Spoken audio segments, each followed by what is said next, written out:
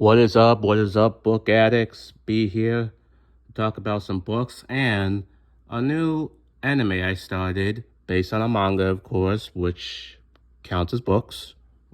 We cover adaptations too on this show. And I gotta say, I am just loving it. The anime is Tokyo Revengers.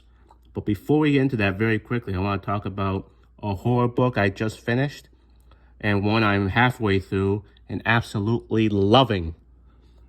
The one I finished was Horror in the Woods by Lee Mountford. Think Texas Chainsaw Massacre. Texas Chainsaw Massacre. That is the best description. Man, oh man. Ashley, her boyfriend, and her two best friends, they go for a hike in the woods, sort of bonding, whatever. They come across a dead body. Well, they think it's dead because it jumps up and attacks them. They get away from it, only to end up at a house with very, very Resident Evil 7 biohazard things inside, if you catch my drift. They face the Webb family, a family of deranged, mutant-like cannibals. Like, these people are messed up. Their eyes are messed up. The way their skin is hanging off their body. They do not look normal. But the reason they're cannibals is, well, you'll have to find out. It's an action-packed horror story. It takes place over one day. But there's a lot of survival horror in this. Ashley trying to escape with her friends, fighting back, using the resources available. And the secret behind all this is one that really shakes you up. I gave it an easy 5 out of 5, 10 out of 10. It's Horror in the Woods by Lee Mountford. The one I'm reading right now is called Petal Island Bloodbath by Duncan Ralston. I don't know if you're living under a rock or something. If you don't know who Duncan Ralston is, he's a pretty big name in the indie world.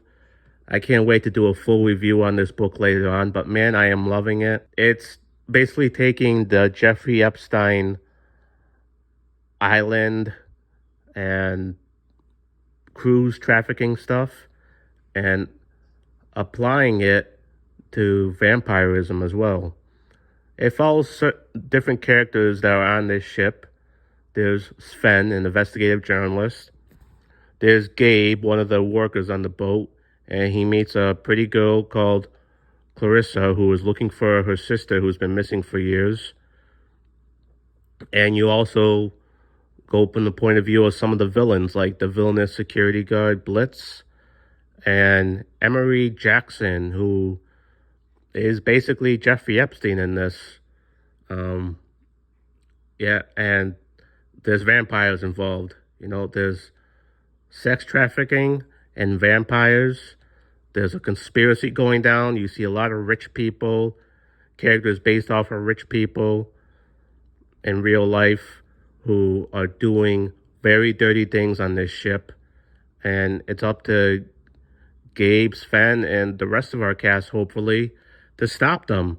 There's some twists and turns in this book. I just finished a part at the halfway point, which has me shook. I don't know exactly how. It involves one of the main characters, and I am just absolutely shook on what happened to this character. It drove me crazy because it happened so casual in a way. Duncan Ralston wrote it in a way that made it just seem so casual. And I think that's what made it horrifying the most.